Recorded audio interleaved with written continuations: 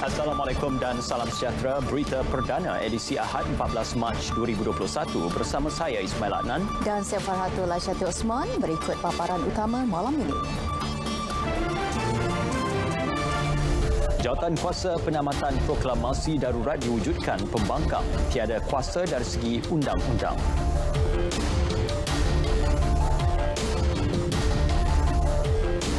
Paras empangan seluruh negara masih di tahap selesa meskipun cuaca panas ketika ini.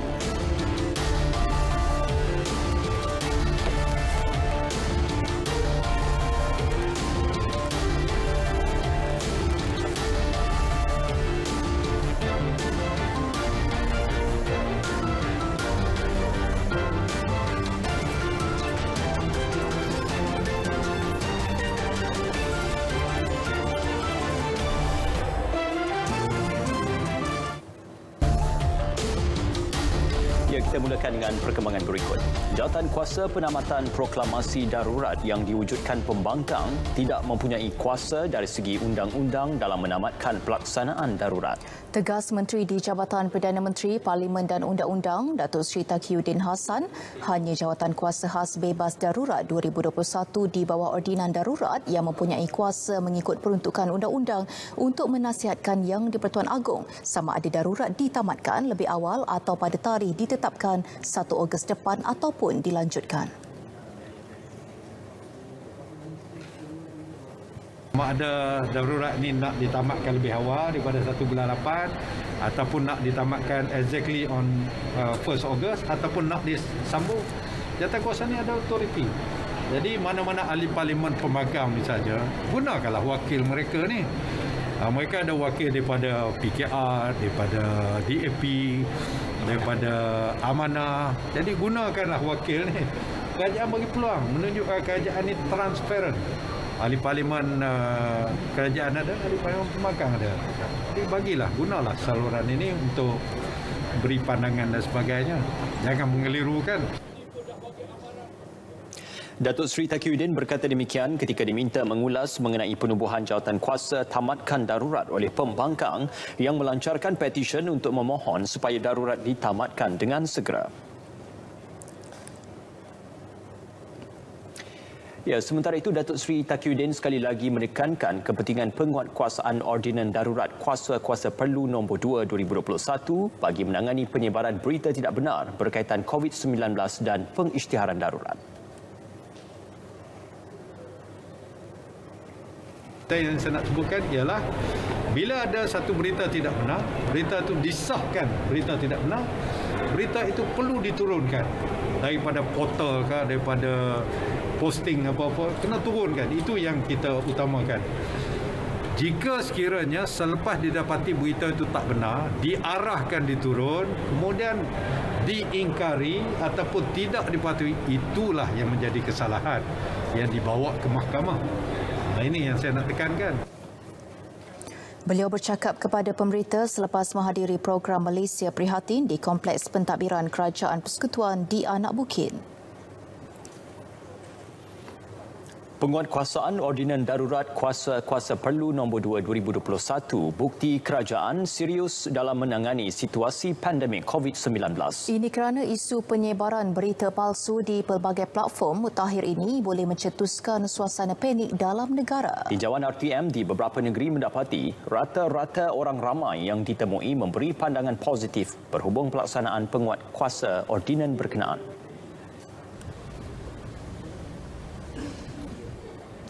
Di Terengganu, rata-rata penduduk berpendapat dengan adanya penguatkuasaan baru ini ia sekaligus akan mendidik masyarakat untuk lebih peka dengan situasi sebenar.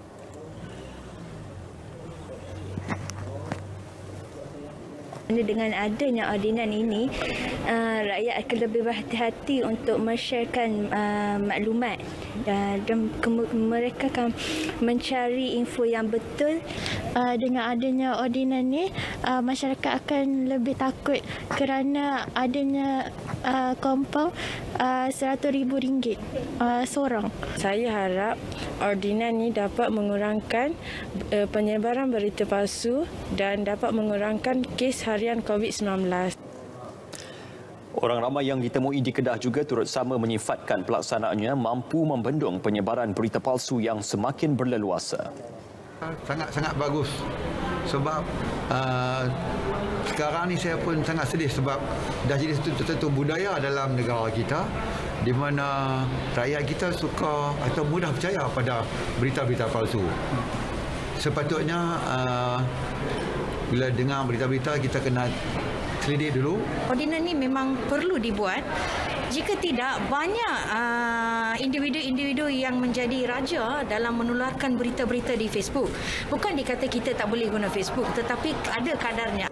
Ini semata-mata kerja untuk menghalangkan daripada penyebaran pandemik COVID-19 ini berluasa, dan juga inilah salah satu inisiatif yang dilakukan oleh kerajaan bagi membela rakyat di negara ini.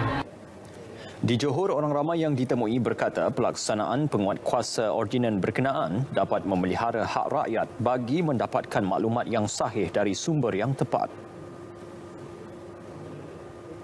Saya bukan melihat pada dendanya atau bukan melihat pada hukumannya, tetapi melihat pada kesan.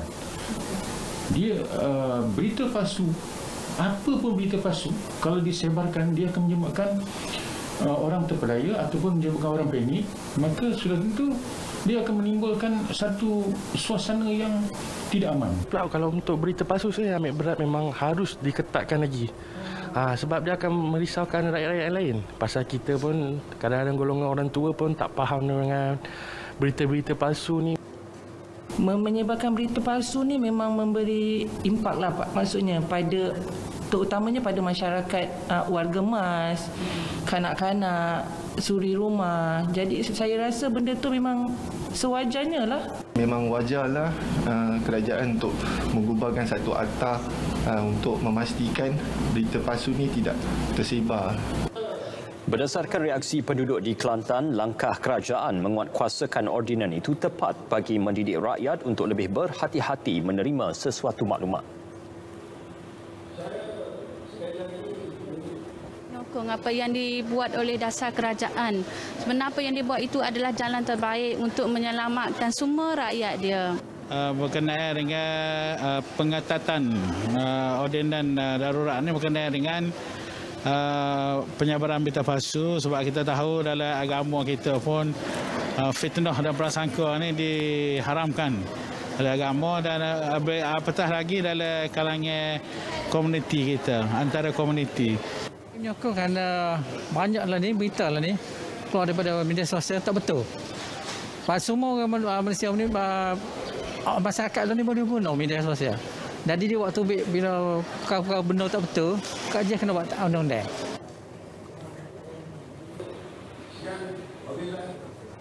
Paras air di empangan seluruh negara ketika ini masih berada pada tahap selesa meskipun negara sedang dilanda fenomena cuaca panas. Menteri Alam Sekitar dan Air KASA Datuk Seri Tuan Ibrahim Tuan Man turut memberi jaminan bahawa bekalan air di empangan seluruh negara masih lagi mencukupi untuk menampung keperluan seharian penduduk.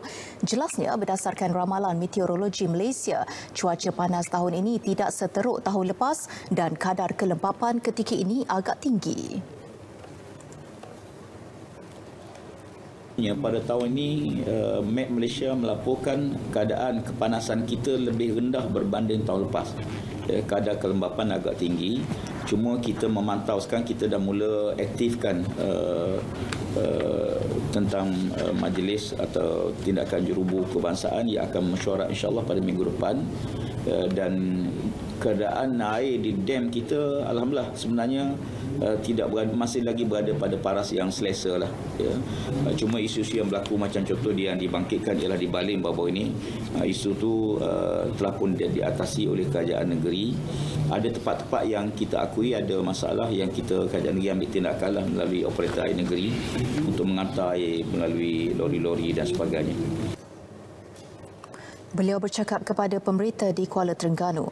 Paras air empangan di seluruh negara kini mencatat tahap storan melebihi 70%. Ya, memasuki hari ke-19 pelaksanaan program imunisasi COVID-19 kebangsaan setakat semalam, seramai 292,104 individu telah menerima suntikan dos pertama vaksin di seluruh negara.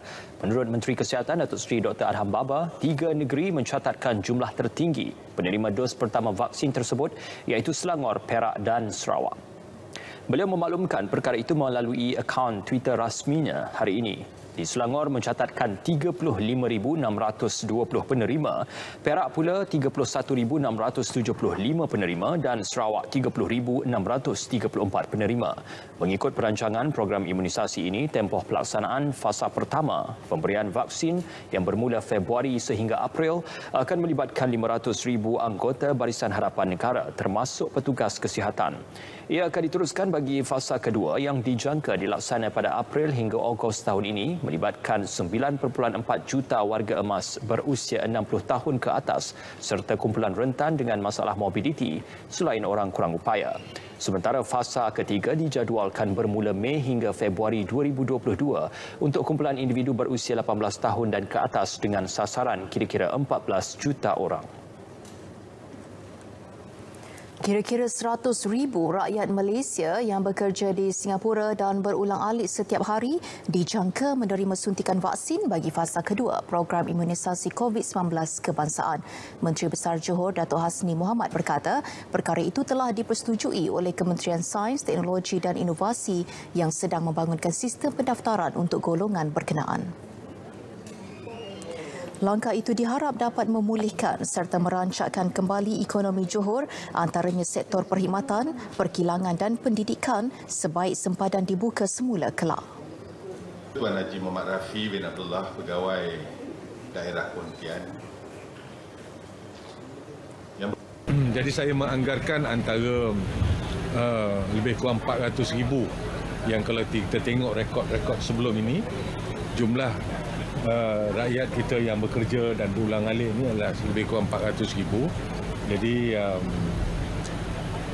masuk fasa kedua ni, mereka adalah layak untuk mendapatkan vaksin tersebut. Bukan hanya golongan rentan, bukan hanya mereka yang komorbid, bukan hanya mereka yang berusia 80 tahun ke atas, tetapi juga satu jumlah diperuntukkan bagi mereka yang perlu berulang-alik ke Singapura. Datuk Hasni melancarkan program mentor-menti Pertubuhan Peladang Negeri Johor bersama All Cosmos Industries di Pontian. Penerimaan vaksin pertama iaitu Pfizer-BioNTech di Sarawak pada 24 Februari lalu merupakan berita gembira kepada semua masyarakat. Bekas pesakit COVID-19 turut menzahirkan rasa syukur kerana ia suatu usaha mengelakkan jangkitan sekaligus mengurangkan risiko kematian akibat virus itu. Pernah merasai sakitnya COVID-19, pasti yang terbaik dimahukan untuk masyarakat sekeliling agar tidak melalui pengalaman ngeri ketika dijangkiti. Wartawan Monica Gary menyelami tempoh sukar yang dilalui bekas pesakit COVID-19 dan penerimaan terhadap pelan imunisasi COVID-19 di Sarawak. 5 April tahun lalu, tarikh yang tidak dapat dilupakan pemuda ini apabila disahkan positif COVID-19 ketika gelombang pertama virus berkenaan dikesan di negara ini.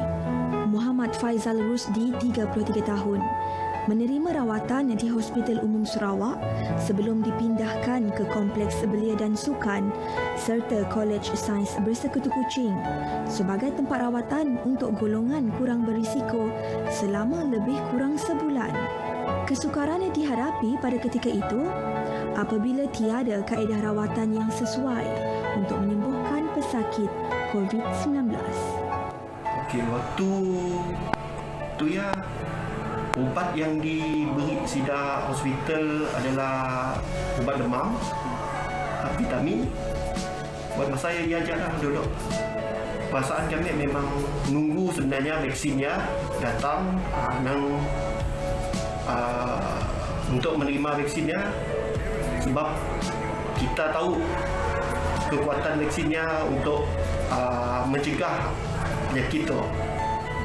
Strategi lebih terperinci diatur Kerajaan Negeri bersama Jabatan Kesihatan Negeri Sarawak JKNS dalam pelan imunisasi COVID-19 bagi mencapai sasaran 2.2 juta penduduk di negeri ini divaksin. Peruntukan RM30 juta disalur membantu JKNS dalam penyediaan logistik, juga lokasi suntikan sepanjang tempoh program vaksinasi berlangsung. Harapan Kerajaan Negeri agar pelan imunisasi COVID-19 Sarawak berjaya dicapai sehingga Ogos bergantung kepada jadual penerimaan bekalan vaksin. Jadi saya berharap rakyat lain juga sama-sama bersedia untuk menerima vaksin yang akan diberi. Sarawak memulakan program vaksinasi fasa pertama dengan lebih 90,000 petugas barisan hadapan dikenal pasti. Ketua Menteri Sarawak, Datuk Patinggi Abang Johari Tun Openg, menjadi antara yang terawal mendapatkan vaksin itu. We will cover the elderly and also those high-risk group with those with comorbid other diseases. Estimated about 900,000+ of them, and the phase 3 will be another 900,000+ of those above 18. Alright. Petugas barisan hadapan yang mendapat vaksinasi fasa pertama berharap suntikan ini memberi keyakinan kepada mereka untuk menjalankan tanggungjawab yang diamanahkan. Saya harap dengan suntikan yang diberikan ini dapat memberi semangat dan kentallah untuk kita sama-sama menjalankan tugas. Suntikan inilah yang menjadi harapan kepada kita untuk membantu masyarakat bagi tujuan untuk menjalankan tugas-tugas terlebih lagi pihak bomban.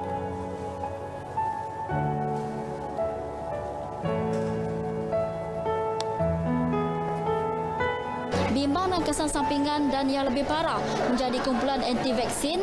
Tetapi kali ini semua itu perlu diketepikan. Marilah kita yang layak ini mendapatkan suntikan vaksin COVID-19 untuk melindungi golongan yang tidak dapat menerima imunisasi ini. Lindungilah orang yang tersayang. Monica Gary, RTM.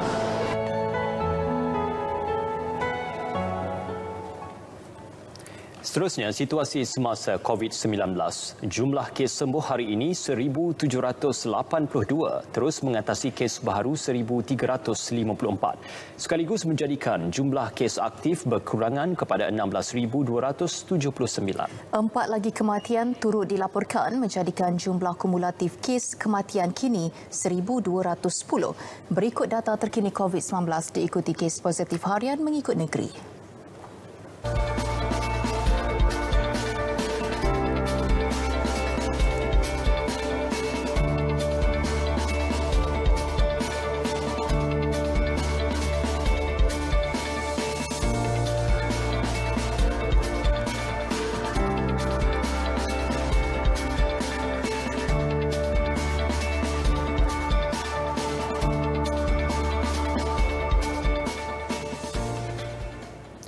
Ya, 3 kluster baru dikenal pasti hari ini masing-masing di Johor, Selangor dan Sarawak dengan 67 kes positif.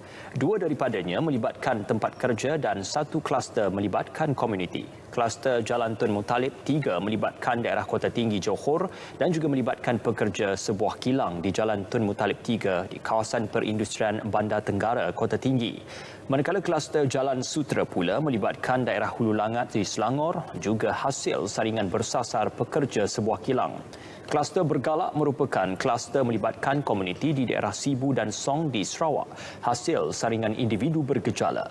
5 kluster di isytihar tamat iaitu kluster Batu 57, kluster Jalan Kuala Selangor, kluster Tanjung Megah, kluster Tembok Renggam dan kluster Jalan Jelatik menjadikan jumlah keseluruhan 813. Perintah Kawalan Pergerakan diperketatkan. PKPD di Kuarter Seri Jelutong Mukim Bebar Pekan Pahang ditamatkan hari ini lebih awal daripada tarikh asal iaitu 19 Mac. Menteri Kanan Pertahanan Datuk Seri Ismail Sabri Yaakob dalam kenyataannya memaklumkan keputusan itu dibuat hasil penilaian risiko bersama pelbagai agensi dalam Jawatankuasa Teknikal PKP.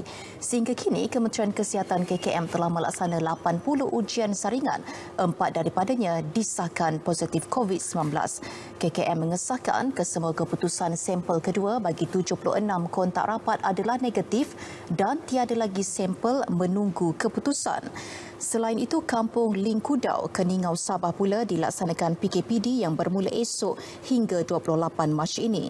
Setakat 12 Mac, KKM mengesahkan 19 daripada 102 individu yang disaring positif COVID-19.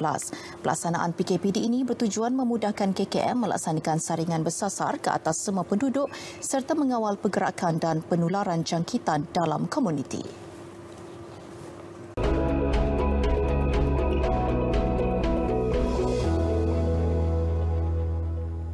Baiklah, Assalamualaikum dan salam sejahtera. 2 hari lagi, 16 Mac 2021, negara kita akan memasuki fasa peralihan monsun dan kita jangkakan ianya akan berterusan sehingga ke Mei 2021. Dan dalam tempoh ini, ribut petir, hujan lebat dan juga angin kencang boleh berlaku dalam jangka masa yang singkat dan ianya lebih ditumpu di bahagian pantai barat Semenanjung, barat negeri Sabah serta di barat dan juga tengah di negeri Sarawak.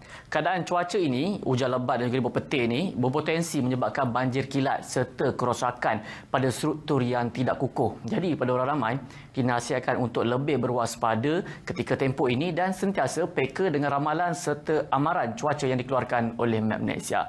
Baiklah, pada ketika ini berdasarkan paparan carta angin, negara kita masih lagi menerima pengaruh angin daripada arah timur laut dengan kelajuan yang agak sederhana, sekitar 20 hingga ke 30 km sejam. Dan dengan keadaan angin yang kurang signifikan buat masa kini, Met Malaysia tidak mengeluarkan sebarang amaran angin kencang serta lembab gelora di mana-mana kawasan Peran di rantau negara kita.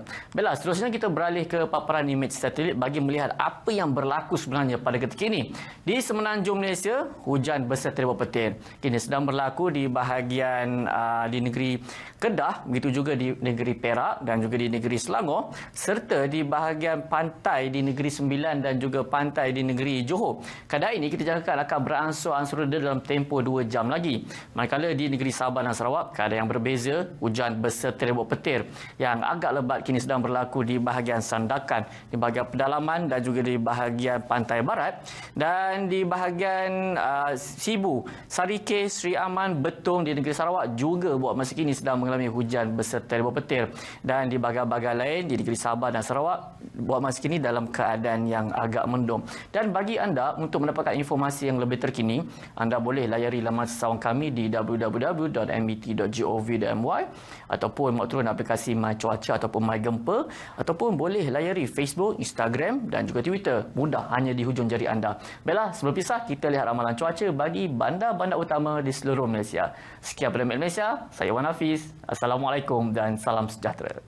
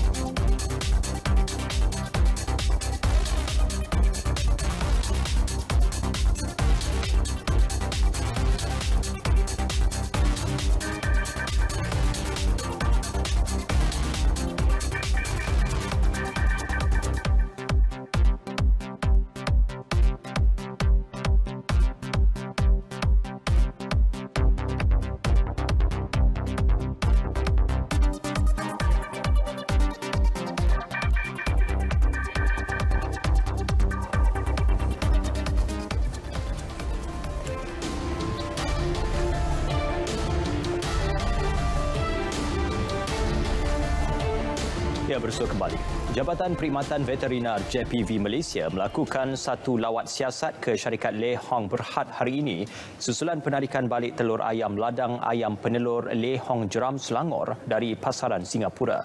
Ia berikutan pengesanan kehadiran bakteria Salmonella enteriditis SE pada konsainan telur yang dieksport dari ladang CES 008. Dalam satu kenyataan media, JPV menjelaskan hasil lawat siasat bersama pengeluar.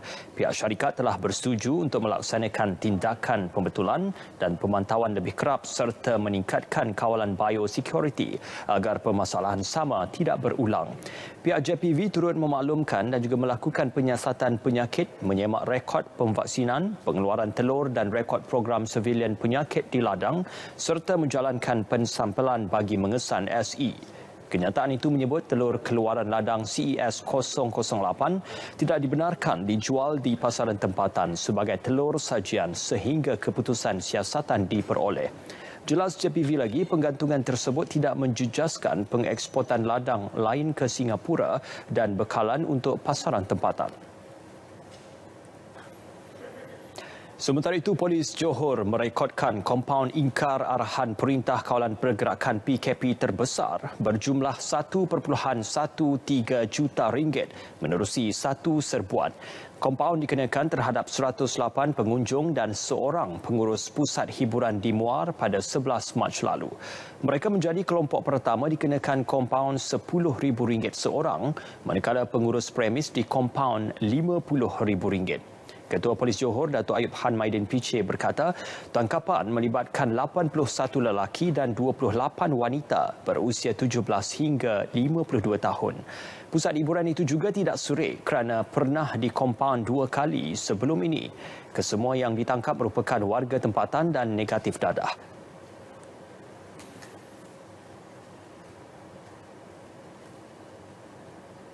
Tapi ini kesalahan tuan-tuan yang melibatkan pusat hiburan ini serius. Pusat hiburan ini dah kali ketiga yang kita dah serbu. Tuan-tuan bayangkan betapa keras kepalanya. Ini kita tidak akan tolak ansur lah. Tolak ansur ini pusat hiburan yang tidak boleh beroperasi, yang tak ada lesen. 3 kali diserbu. Masih lagi ada aktiviti. Tahap pemulihan 5 sektor utama ekonomi negara berada di landasan baik selepas hampir kesemua sektor ekonomi telah dibenarkan kembali beroperasi. Biarpun proses pemulihan itu tidak terlalu memberangsangkan, namun ia memberikan petanda bahawa perjalanan aktiviti ekonomi telah berlaku dengan baik. Menurut Menteri di Jabatan Perdana Menteri Ekonomi, Datuk Seri Mustafa Muhammad, setakat ini hanya beberapa sektor ekonomi, khususnya pelancongan dan galian masih terkesan berikutan penularan COVID-19.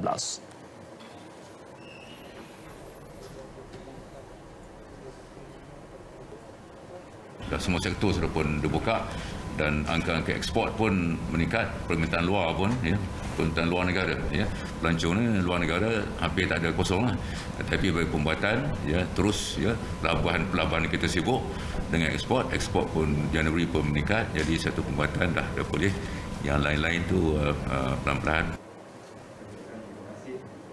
Beliau ditemui media selepas mengadakan pertemuan bersama pengusaha industri pelancongan dan bas ekspres di Kelantan.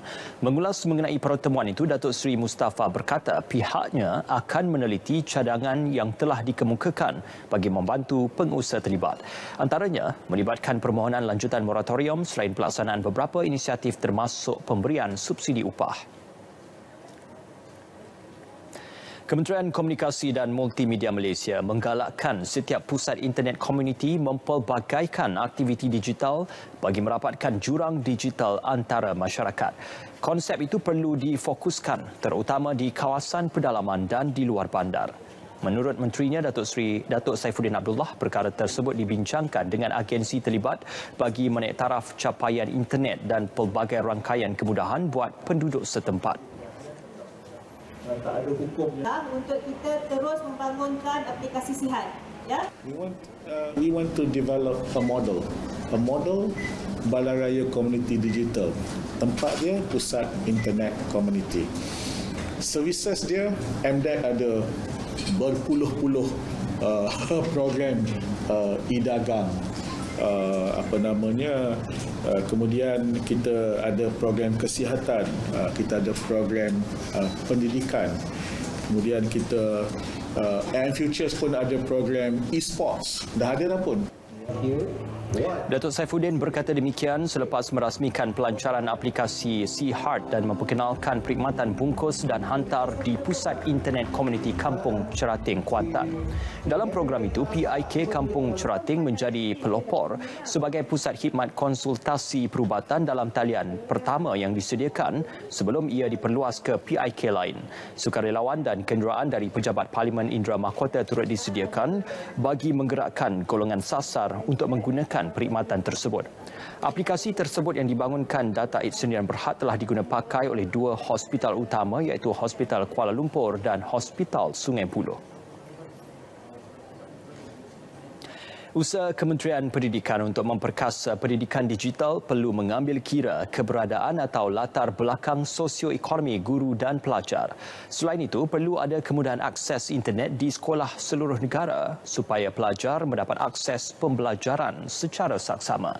Jelas Presiden Majlis Permuafakatan Persatuan Ibu Bapa dan Guru Nasional, Profesor Madya Datuk Dr. Muhammad Ali Hassan, capaian internet meluas dan pantas akan memastikan sistem pendidikan negara tidak ketinggalan dan terus berdaya saing di peringkat global.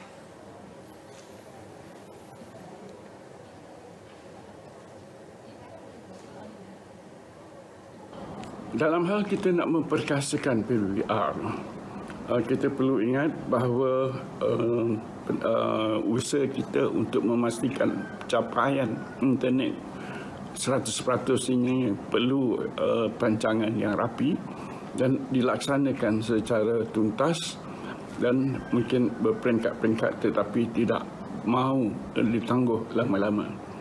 Kalau kita dapat meningkatkan pencapaian hingga ke pelosok negara, tentunya nikmat untuk digital pendidikan khasnya PDPR dapat kita manfaatkan keseluruhnya. Beliau turut mencadangkan supaya satu kajian menyeluruh dilaksanakan di peringkat akar umbi untuk mengenal pasti permasalahan dihadapi oleh guru dan murid.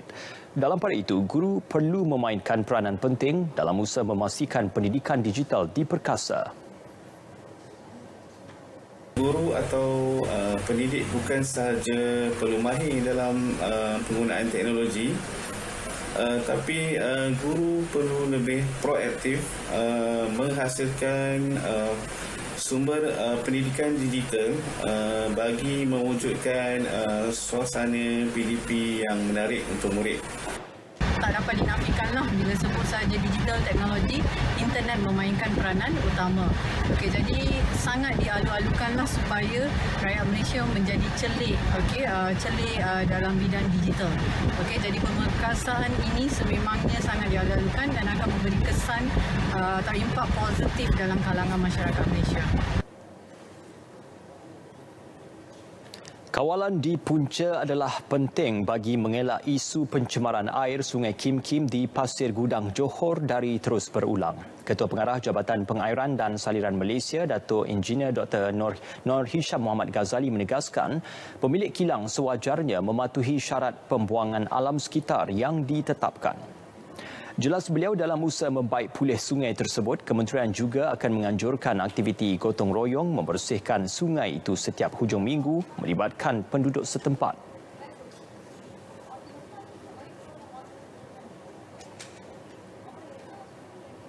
Di Johor, satu perancangan yang holistik telah pun dimulakan untuk membaik pulih sungai Kim Kim ni.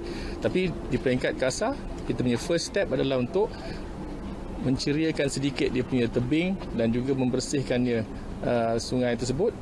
Dan kita juga kena pastikan bahawa tiada pembuangan yang orang kata illegal ni, yang haram ni yang dilakukan. Jadi dia kena ada penguatkuasaan, dia kena ada kawalan dengan undang-undang dan juga kena ada sedikit yang kita akan buat sekarang ni adalah sekadar untuk membawa komuniti kepada sungai.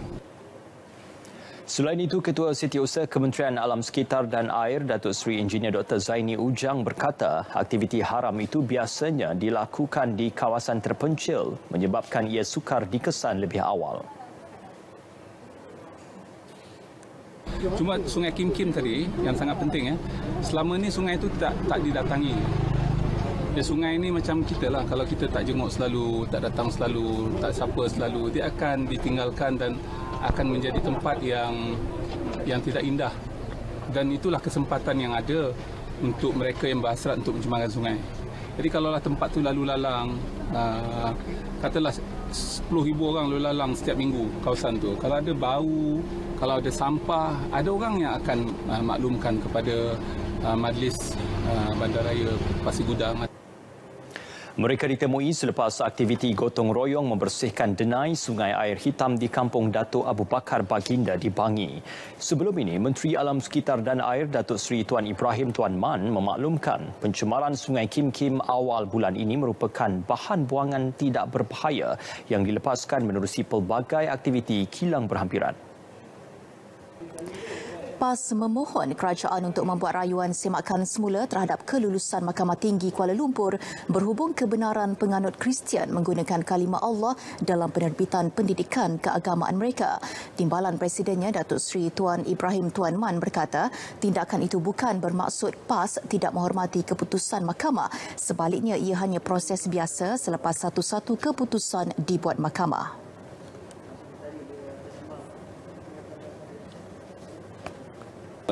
Kita dah buat keputusan di peringkat parti supaya kerajaan segera untuk membuat rayuan terhadap keputusan tersebut. Kita menghormati hak mahkamah untuk buat keputusan, tetapi bagi kita apa yang penting ialah undang-undang ataupun kelulusan ini kelulusan yang dengan syarat yang agak ketat, termasuklah dia benar untuk dalam Bible yang ada cop lambang salib pada kulit depan dan sebagainya. Apa yang penting pada kita ialah undang-undang tidak melihat soal sentimen. Undang-undang dia tak ada pergi soal emosi, soal sentimen ni tak ada pada perundangan. Jadi oleh kerana itu kita tengok reaksi di kalangan masyarakat Islam sangat serius isu ni.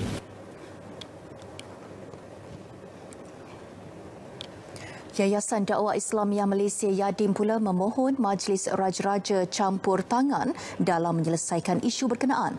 Pengarah Latihan dan Pengkaderaan Yadim, Syamsuddin Munir berkata, Majlis Raja-Raja boleh memberi nasihat berhubung perkara itu yang termasuk menjaga sensitiviti penganut Islam dan kedaulatan agama Islam di negara ini.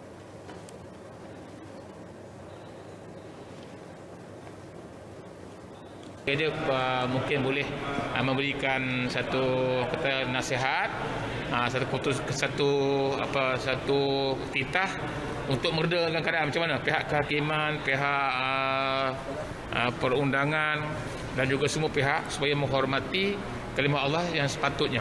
Kita tidak boleh membuat perentangan ke mahkamah dan sebagainya. Itu mahkamah dah putuskan. Kita berharap supaya Majlis Agama Islam membuat rayuan. Beliau bercakap kepada pemberita di seberang Takir selepas menghadiri program bantuan musaadah COVID-19 kepada pengusaha bas sekolah dan pekerja pembersihan daerah Kuala Nerus. Kira-kira 500 penduduk setinggan Taman Sinaran Kempas akan dipindahkan ke projek perumahan rakyat PPR Melana Indah, Johor Bahru dalam tempoh 3 bulan selepas PPR itu siap, sekaligus menyelesaikan masalah yang menghimpit penduduk selama lebih 20 tahun. Menteri Perumahan dan Kerajaan Tempatan Datuk Zuraida Kamarudin berkata, kerajaan negeri akan berbincang dengan jawatan kuasa komuniti Taman Sinaran Kempas bagi menentukan mekanisme terbaik sama ada sewa beli atau menyewa unit PPR berkenaan.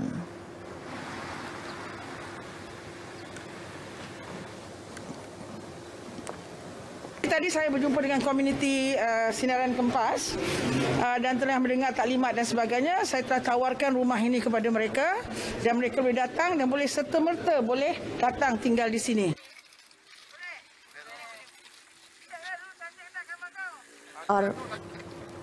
Datuk Zuraida meninjau projek PPR Melanda Indah.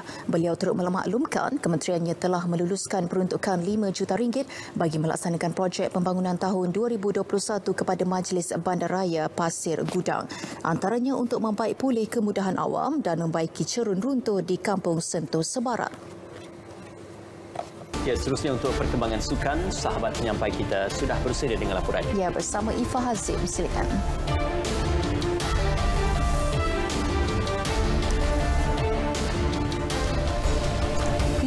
PKBM rancang pra-perlumbaan sebelum Olimpik.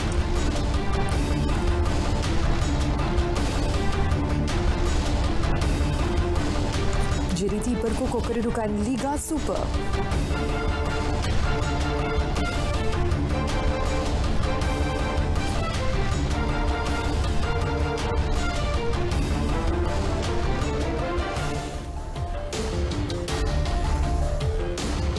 Baik, terima kasih Ismail dan juga Farhatul. Assalamualaikum dan salam sejahtera. Dalam persediaan menghadapi Sukan Olimpik Tokyo Julai ini, Persekutuan Kebangsaan Berbasikal Malaysia PKBM mengumumkan penganjuran program pra-perlumbaan dari 22 hingga 26 Mei depan di Velodrome Nasional Malaysia Nilai Negeri Sembilan. Ia bakal menjadi aksi pemanas badan buat jago berbasikal negara Muhammad Azizul Hasni Awang dan rakannya Muhammad Shah Firdaus Tahrum sebelum ke Tokyo. Setiausaha Agung PKBM Datuk Asyakari Abu Nur berharap perlumbaan tersebut dapat dimanfaatkan oleh dua pelumba berkenaan terutama dalam menyesuaikan diri dengan suasana pertandingan. Kita akan menganjurkan pre-race di Velodrome Nilai untuk menganjurkan kejohanan untuk menyesuaikan suasana pandemik COVID ini semasa berlangsungnya Olimpik di Jepun nanti. Kita akan adakan kejohanan pre-race itu nanti pada 22 Mei hingga 26 Mei. Dan mudah-mudahan dengan langkah yang kita buat, persediaan yang kita anjurkan akan menghasilkan kejayaan pada Sukan Lumba Basikal dalam Olimpik nanti. Beliau ditemui pemberita ketika menyempurnakan program tapau di Duyung Melaka. Dalam perkembangan Liga Super Pula Johor Darul Takzim JDT terus selesa di Persada Liga selepas memenang UiTM 4-0.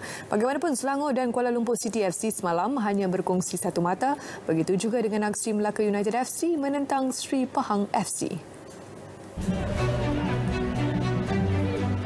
Kemenangan JDT ke atas UiTM FC kini membolehkan pasukan itu kekal rekod tanpa kalah selepas 3 perlawanan. Dalam aksi yang berlangsung semalam, gol awal JDT dijaringkan oleh Arif Aiman Hanapi pada minit ke-10 sebelum Gonzalo Gabriel Cabrera menambah gol 5 minit selepas itu. Babak kedua menyaksikan UiTM terus diberikan tekanan oleh JDT apabila penyerang import dari Brazil, Wilson da Silva menjaringkan gol ketiga pada minit ke-80 sebelum Muhammad Syamir Kutiaba melengkapkan jaringan pada masa kecederaan. Kini JDT terus memimpin carta Liga dengan 9 mata, manakala skuad kendalian Frank Bernhardt terus kekal di zon penyingkiran.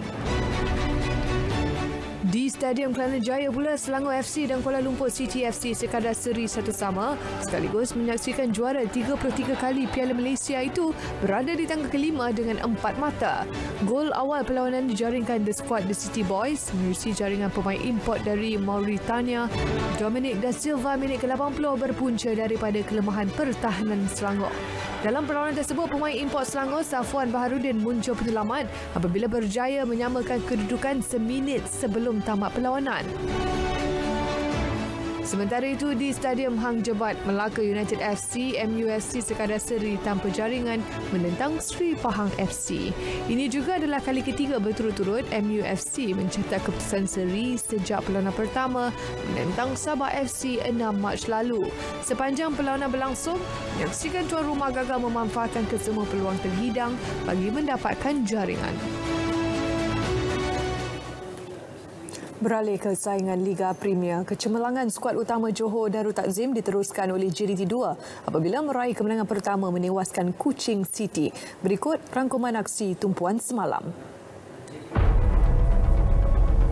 Di Stadium Lakin, Johor baru menyaksikan JDT 2 membenam Kuching City FC dengan keputusan 3-1.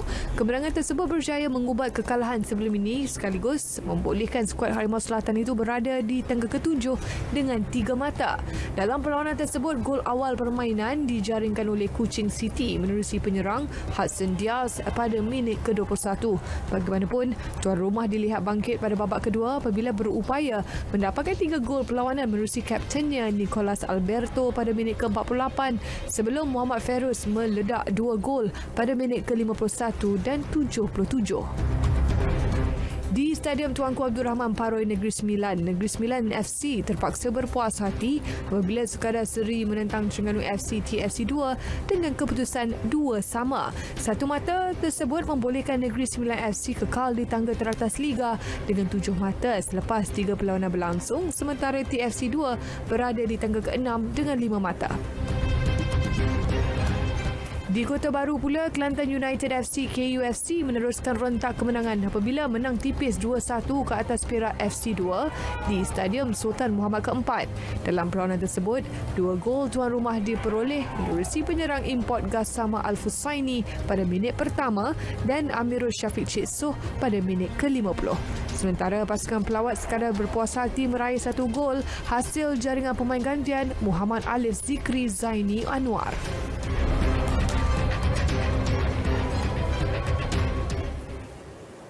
Menjelang Liga Hoki Wanita Malaysia 2021, skuad Sabah akui mereka kini sudah tidak sabar untuk memulakan kempen musim ini. Ketua Jurulatihnya, Yahya Atan berkata, persiapan pasukan tetap berjalan baik biarpun sebelum ini berdepan kesukaran mengumpulkan pemain. Menurut Yahya, semangat positif pasukannya kini diharap mampu diterjemahkan dalam mempamerkan persembahan terbaik. Pemain-pemain masalah nak datang daripada satu tempat ke KK. Itu masalah logis. Sebab apa? Sebab pengangkutan publik tak ada masa tu. Jadi pihak pengurusan mengambil keputusan yang mana beberapa pegawai terpaksa pergi ke tempat. Macam saya pergi ke Tawau, ambil 2 pemain. Lepas tu ada Cikgu Idris Syam pergi ke Keningau, ambil 10 orang pemain. Jadi yang itu yang buat kita punya perancangan agak macam tak lancar. Sementara itu, bagi pemain senior Juliani Mohammadin, kekangan dihadapi pasukan sebelum ini bukan penghalang untuk dia dan rakan sepasukan memberikan cabaran kepada pasukan lain. Senang dorong bila kita macam bagi arahan tu, dorong ikut. Dorong senang sebab dorong adik-adik lagi kan. So macam bila kita macam pembetulkan satu mistik tu, dorong pun akan dengar. Dorong macam semangat bila bermain dengan kita kan, macam kita pun boleh macam dorang ni jenis budak-budak, bila kita macam bagi semangat walaupun skill kurang, taktikal pun kurang, tapi semangat dorang bagus. Skuad Sabah dijadual memulakan aksi Liga musim ini menentang Young Tigres pada 8 malam esok di Stadium Hoki Nasional Bukit Jalil.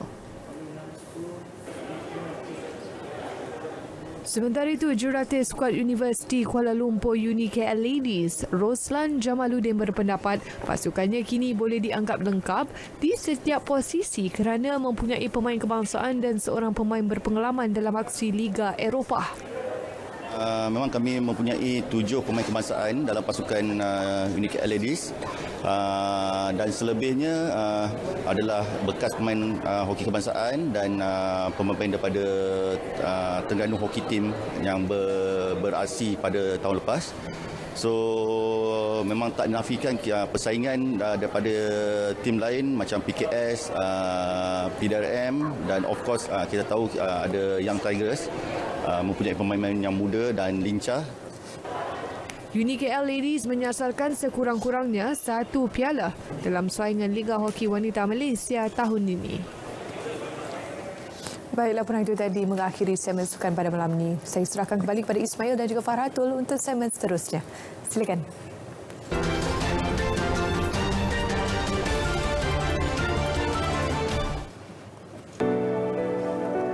Seorang sukarelawan bomber tidak kisah menghabiskan wang yang banyak bagi memenuhkan corak menarik di badannya. Andrea Staffiger mendedahkan dia pertama kali mencacah tatu ketika berusia 18 tahun. Kini lelaki berusia 43 tahun itu yang merupakan seorang chef pastry sudah mempunyai 60 tatu pada badannya. Malah dia memasang impian untuk memenuhkan badannya dengan tatu. Dia sudah pun menghabiskan wang lebih RM130,000 untuk tujuan itu dan turut mempunyai 16 tindik pada tatunya.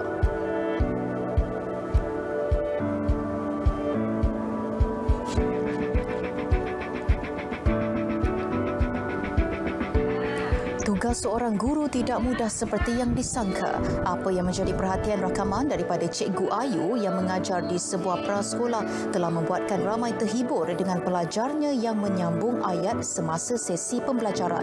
Video itu dimuat naik di laman TikTok. Cikgu Ayu mendapat sambutan ramai apabila salah seorang muridnya menyambut ayat perut buncit macam cikgu. Cikgu yang terkedu dengan gurauan itu terus tertunduk. Rata-rata warganet terhibur dengan gelagat pelajar tersebut.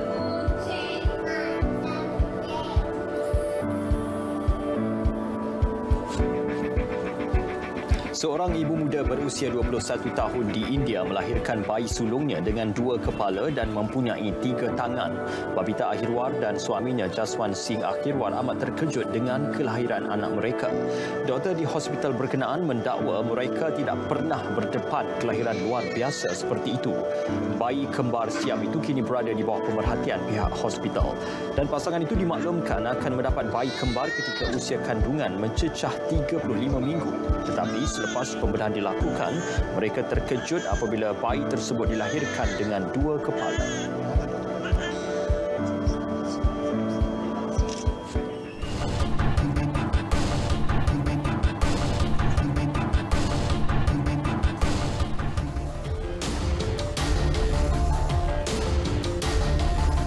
Baik, seterusnya dalam B-Diva, kumpulan drama band memang tidak asing lagi dalam dunia seni tanah air. Lebih-lebih lagi apabila sering tampil berpakejkan kontroversi baik dari segi lirik lagu mahupun persembahan. Siapa sangka kumpulan yang dianggotai oleh Epul Roza selaku vokalis, Amar, Adib, Daus, Faiz dan Fadil itu mampu bertahan untuk sedekad lamanya. Dan bagi meraihkan pencapaian itu, drama band menghasilkan sebuah album penuh berjudul Drama.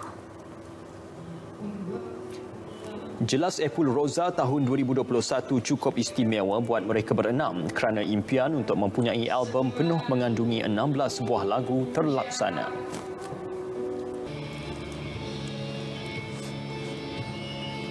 Album ini yang menariknya adalah kita datangkan kalau fizikalnya dalam bentuk pendrive.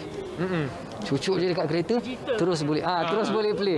Cucuk je dekat kereta terus boleh play. Sebab CD pun sekarang ni kita dah jarang jumpa juga sebenarnya, jadi kita lebih memudahkan. Sebab player sekarang memang USB punya tempat tu ada kan. Dan insya-Allah kita akan terus berkarya lagi untuk 2021 ni. Harapan besar kami adalah agar semua dapat support, dapat sokong album ini dan dapat merasakan apa yang kami letakkan di dalamnya. Ada lagu yang lagu sedih macam yang kita biasa mainkan dulu. Ada juga lagu-lagu yang berentak rancak dan juga berentak kritikan seperti biasa. Dan juga ada macam-macam tema dalam album tu dan kita harap apa yang kita letakkan di dalam tu dapat menghiburkan dan dapat disokong oleh semua. InsyaAllah. Album drama turut memuatkan sebuah single baru berjudul Jika Tiada Esok yang cukup kena dengan situasi pandemik COVID-19 yang melanda dunia ketika ini. Seterusnya, pasangan pelakon Ristina Munim dan Isa Han selamat diijab kabulkan Jumaat lalu.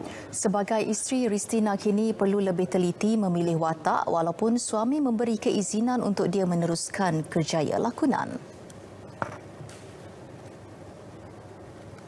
Yalah, akan tengok juga naskah yang saya nak ambil sebab saya dah menjadi isteri orang kan, jadi saya nak tinggal isu pun saya kena tengok dulu macam mana, dah ada tanggungjawab watak macam mana untuk menghormati each other. Isa Han pula merancang melakukan banyak aktiviti bersama Ristina termasuk yang melibatkan perniagaan. Perancangan selepas ni banyak, so many things that we want to do together. For business juga, kita nak kembangkan business. Untuk saya nak mungkin nak get back to music juga, nak hasilkan banyak lagi karya, insya-Allah. Isa dan Ristina ditemui B-Diva pada majlis resepsi yang diadakan untuk rakan-rakan media dan anggota keluarga terdekat di Ibu Negara malam Jumaat lalu.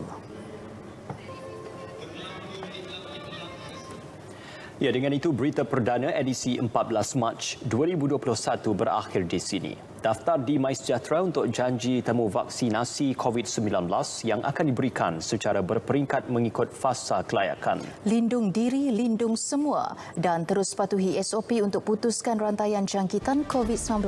Assalamualaikum dan salam sejahtera.